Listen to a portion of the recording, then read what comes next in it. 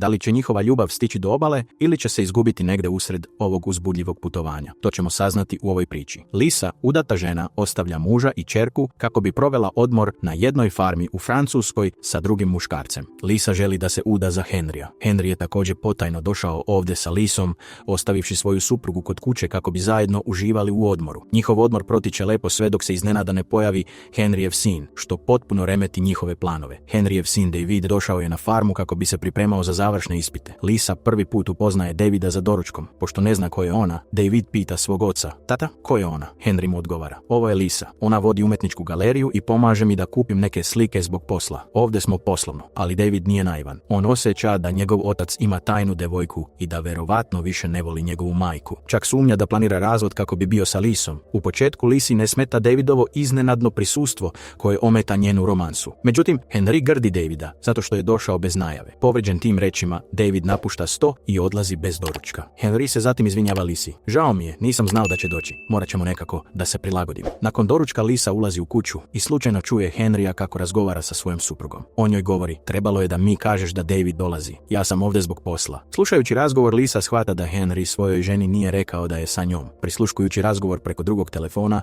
Lisa počinje da sumnja da ju je Henry poveo samo zbog zabave i da zapravo nema ozbiljne namere da je oženi. U međuvremenu, David primećuje da Lisa potajno sluša očev razgovor. To mu deluje veoma čudno. Ako su njih dvoje zajedno, zašto se kriju? David pokušava da započne razgovor sa Lisom. Pita je odakle je i želi da je bolje upozna. Ali Lisa je previše opterećena mislima o Henryjevim lažima i ignoriše ga povlačeći se u svoju sobu. Jadni David. Ni njegov otac ni Lisa ne obraćaju pažnju na njega. Osjeća se potpuno usamljeno. Kasnije primećuje Lisu kako napolju puši cigaret. Vidno je pod stresom jer joj se planovi polako raspadaju. Želela je da se uda za Henrya i započne novi život, ali nakon svega što je čula, to sada deluje malo verovatno. Ipak, odlučuje da pokuša da spase njihovu vezu. Te večeri njih troje sede zajedno i piju. Henry odlazi u kuhinju da napravi kolače, ostavljajući Davida i Lisu same prvi put. David joj kaže: prelepa ti je haljina. Zatim pita: da li ti je moj tata kupio tu haljinu? Lisa ne odgovara. David tada menja temu i kaže: tata mi je obećao da će mi kupiti auto ako ne kažem mami za vašu vezu. Lisa ostaje šokirana i upravo želi nešto da kaže kada se Henry vraća. Njih troje nastavljaju da provode vreme zajedno, ali Lisa je i dalje zbunjena i ne može da shvati zašto Henry krije njihovu vezu od svoje porodice. Na kraju krajeva trebalo je uskoro da se venčaju. Lisa zatim pita Henrya koliko dugo David planira da ostane, naglašavajući da im narušava privatnost. Henry odgovara: on je moj sin, kako da mu kažem da ode? Ali duboko u sebi Henry se plaši. Zna da bi David mogao da kaže majci za aferu ukoliko ga natera da ode. Lisa, s druge strane, želi da ostanu sami kako bi se ona i Henry još više zbližili i što pre razgovarali o braku. Međutim, trenutno to ne izgleda moguće. Razočarana, Lisa odlazi na obalu i počinje da čita knjigu. Nedugo zatim primećuje Davida kako donosi svoje knjige i seda nedaleko od nje. On 2 puta pokušava da započne razgovor, ali Lisa ne odgovara. Osjećajući se odbačeno, David odustaje od daljih pokušaja i tiho počinje da crta. On pravi portret Lise. Posle nekog vremena Lisa postaje radoznala i zaviruje u njegovu svesku sa crtežima. Primećuje da svaka slika priča svoju priču. Te slike su pune emocija i neizgovorene tuge. Svaki crtež nosi posebno značenje i kroz njih Lisa shvata da je David izuzetno talentovan. Pošto i sama vodi umetničku galeriju, odmah prepoznaje koliko je njegov talenat poseban. Polako se jaz u komunikaciji između Lise i Davida počinje smanjivati. Lisa pokazuje na sliku svetionika i pita Davida šta ona predstavlja. Kasnije dok razgovaraju, David odgovara: kad god se osjećam usamljeno ili kada mi život postane pretežak, odlazim do tog svetionika pored mora. To je jedino mesto gde osjećam potpuni mir. David je naslikao i apstraktni portret Lise. Kada ga Lisa vidi, kaže: da sam znala, lepo bih pozirala. Naslikao si me, a da mi nisi ni rekao. David joj odgovara: najlepša si kada nisi svesna sebe, kada se ne trudiš da ostaviš utisak, tada zaista zablistaš. Čuvši tako zrele reči od jednog mladića, Lisa prvi put osjeća posebnu naklonost prema Davidu i počinje da se osjeća veoma prijatno u njegovom društvu. David zatim kaže: mrzim internat, moram da budem daleko od porodice i stvarno ne volim da idem tamo. Lisa ga pita: zašto onda ideš? David odgovara: tata me je naterao. On veruje da je internat najbolji za moju budućnost, pa moram da idem. Lisa ga podržava: ni ja nisam volela svoju školu, vremenom sam se okrenula umetnosti i slikanju. Po prvi put David se potpuno otvara pred Lisom i kroz svoje reči iznosi bol koju godinama nosi u sebi. Kasnije joj kaže: idem da se vozim čamcem, hoćeš li sa mnom? Lisa bez oklevanja pristaje. Dok plove, Lisa pita, imaš li devojku? David odgovara, nemam. Zatim se našali, kakav je osjećaj biti druga devojka mog oca? Broj 2. Lisa se zbog toga naljuti i uzvrati. A kakav je osjećaj biti broj 3 kod svog oca? Posle mame i mene dolaziš ti. Te reči povređuju Davida i on začuti. Da bi ga raspoložila, Lisa počinje da se šali i zadirkuje ga. Posle malo zabave, ona okreće čamac prema obali. Ali da li će njihov odnos zaista stići do sigurne luke? Na obali ih već čeka Henry. Kada David uzima svoje stvari, postaje jasno šta mu je najvažnije. Prvo pažljivo uzima svoju sliku, a tek onda zatvara i podiže školske knjige. Lisa zamoli Davida da joj namaže kremu za sunčanje, dok Henry traži od Lise da njemu namaže ložan. Ova scena jasno pokazuje koga voli. David voli Lisu, Lisa voli Henrya, a Henry možda ne voli nikoga, ni svoju ženu, ni Lisu. Izgleda kao da je Lisu poveo samo zbog fizičke bliskosti. Lisa je u međuvremenu razvila duboku naklonost prema Davidu. Prespavanja pita Henrya, tvoj sin je veoma talentovan, pravi neverovatne slike. Jesi li ikada prepoznao njegov talenat? Henry odgovara, umetnost može da bude hobi, ali ne i zanimanje. Lisa mu kaže, zahvaljujući talentovanim ljudima poput njega koji danonoćno stvaraju, galerije i poslovi poput naših postoje i zarađuju novac.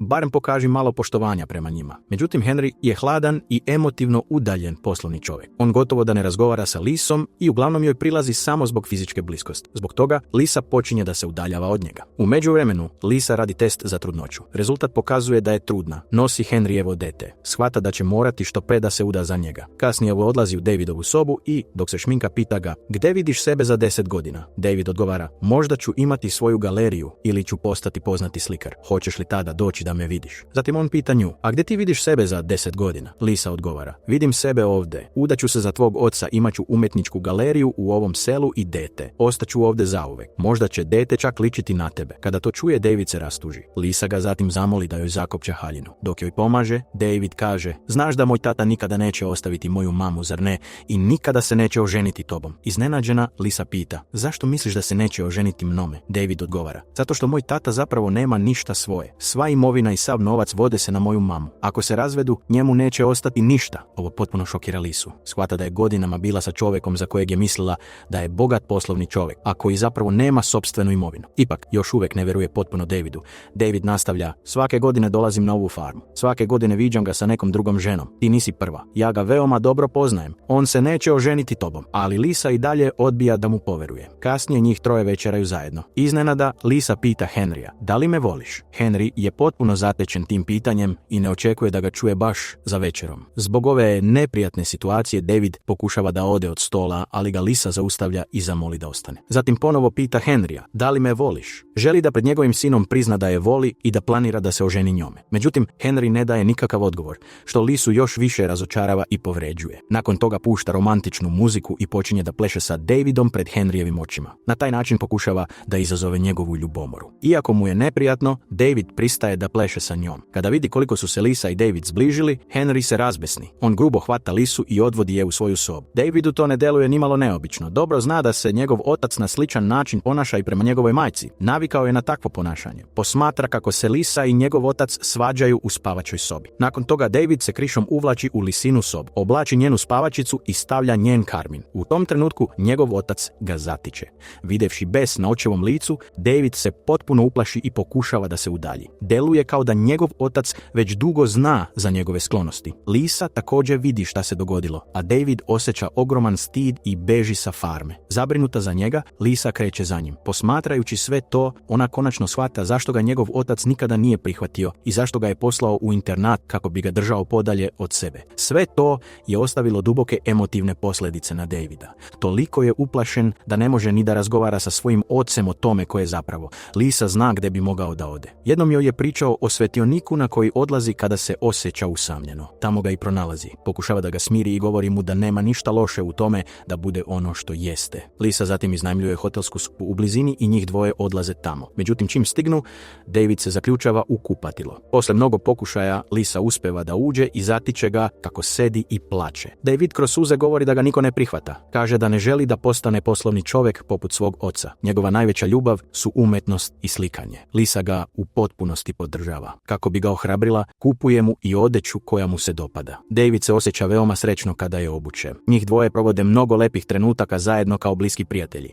David, koji je danima bio povučen i nesrećan, odjednom ponovo pronalazi radost. Kao da mu se život vraća. Upravo mu je to bilo potrebno. Neko ko će ga podržati podržati, razumeti i dozvoliti mu da bude ono što zaista jeste. Boraveći sa Davidom, Lisa i sama shvata nešto veoma važno. Ljubav nije samo primanje, već i davanje. Podržavajući i voleći Davida kao osobu, prvi put u životu razume razliku između traganja za ljubavlju koju želi da dobije i iskrene ljubavi prema nekome zbog onoga što on zaista jeste. Kako se sve više zbližava sa Davidom, Lisa počinje da preispituje svoje odluke. Pita se da li zaista postupa ispravno. Sljedećeg dana vraća se na farmu i govori Henryu da je došla samo po svoje stvari i da više neće ostati sa njim. Pakuje svoje stvari i odlazi. Napolju vidi da je njen muž došao po nju. Dok se udaljavaju od farme, pogleda svoju ćerku i nasmeši se. Shvata da je možda došlo vreme da se ponovo posveti svojoj porodici. Lisa sada jasno razume da treba voleti nekoga ko voli vas, a ne nekoga od koga očajnički pokušavate da dobijete ljubav, jer u pokušaju da osvojite nečiju ljubav možete preći granice, a da toga niste ni svesni. Razmišljajući o svemu, Lisa odlučuje da svojoj porodici pruži još jednu šansu. Što se Davida tiče, ona veruje da će i on jednog dana pronaći osobu koja će ga voleti, podržavati i učiniti srećnim. I time se film završava.